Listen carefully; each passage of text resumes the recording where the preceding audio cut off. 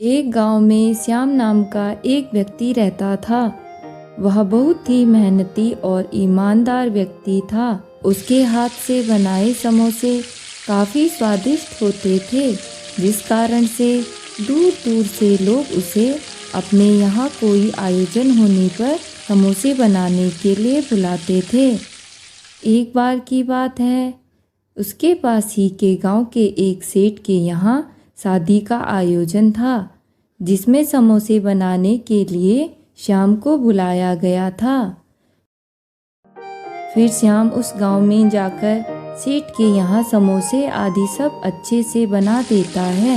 इसके बाद उस सेठ ने उसके काम के बदले पैसे और ढेर सारे घर पर खाने के लिए समोसे दिए, जिसे श्याम एक गठरी बनाकर अपने गांव ले जाने लगा।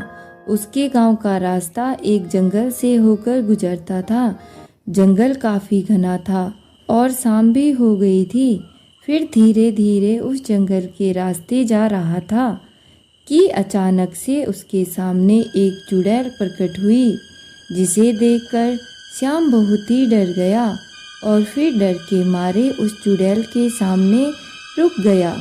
फिर इतने में चुड़ैल खूब जोर जोर से हंसते हुए बोली, अच्छा हुआ इंसान जो तू यहाँ आया। मैं कितने दिनों से भूखी थी, अब तू मेरा भोजन बनेगा।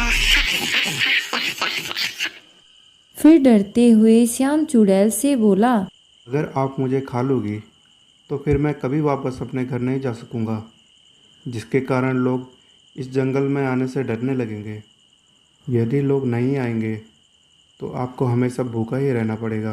के बदले अगर मैं आपको कुछ और खाने को दे दूँ तो?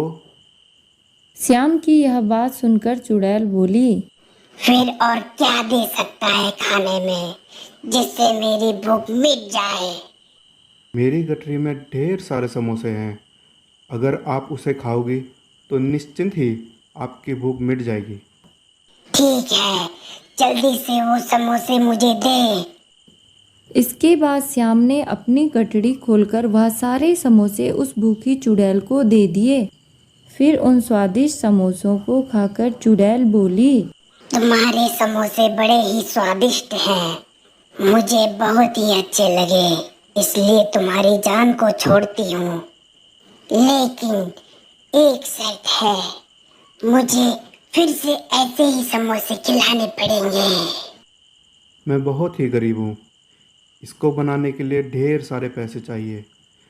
फिर मैं इतने सारे पैसे कहाँ से लेकर आऊँगा जिससे मैं समोसे बना सकूँ? रुको, मैं तुम्हें सोने के सिक्के देती हूँ। तुम इन्हें बेचकर इन सिक्कों से समोसे बनाने का सामान खरीद कर समोसे बना लेना।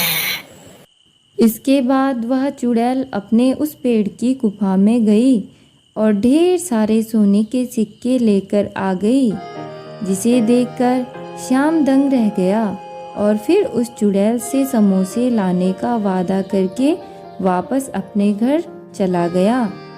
इस तरह श्याम ने अपना दिमाग लगाकर अपनी जान बचा ली और यह सारी बातें अपनी पत्नी को बता दी। इसके बाद उसकी समझदार पत्नी ने उस जंगल में दोबारा जाने के लिए उसे मना कर दिया। इस तरह उन मिले सोने के सिक्कों को बेचकर दोनों अपना खुशहाल जीवन व्यतीत करने लगे। लेकिन श्याम और उसकी पत्नी की बातों को उसका पड़ोसी राजू पूरी बात सुन लेता है और फिर उसने सोने के सिक्के और चुड़ैल वाली बात अपनी पत्नी को जाकर बता दी। राजू की पत्नी बहुत ही लालची स्वभाव की महिला थी और बोली, ठीक है, आप भी उस जंगल में समोसे लेकर जाना और उस चुड़ैल से उसके बदले सोने के सिक्के लेकर आना। फिर डरते डरते राजू उस जंगल में जाने को तैयार हो गया। फिर अगले दिन राजू ढेर सारे समोसे लेकर उस जंगल में पहुंच गया, जहां उसकी मुलाकात उस चुड़ैल से हुई। तो अपनी जान के बदले में उसने समोसे दे दिए।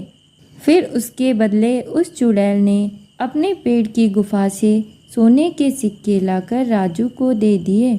सोने के सिक्के पाकर राजू काफ़ी खुश हुआ, जिसे देखकर राजू की लालची पत्नी बोली, फिर से आप वहाँ जंगल में जाना, फिर जिस पेड़ की गुफा से सोने के सिक्के दिए हैं उस पेड़ को ही काटकर सारे सोने के सिक्के एक ही बार में ले आना। उसकी पत्नी के कहे अनुसार राजू ने ठीक वैसा ही किया, लेकिन पेड़ को काटते देखकर चुड़ैल बहुत ही क्रोधित हुई और फिर उसने राजू का वहीं अंत कर दिया। इस प्रकार राजू को अपनी लालची पत्नी के चलते जान गंवानी पड़ी।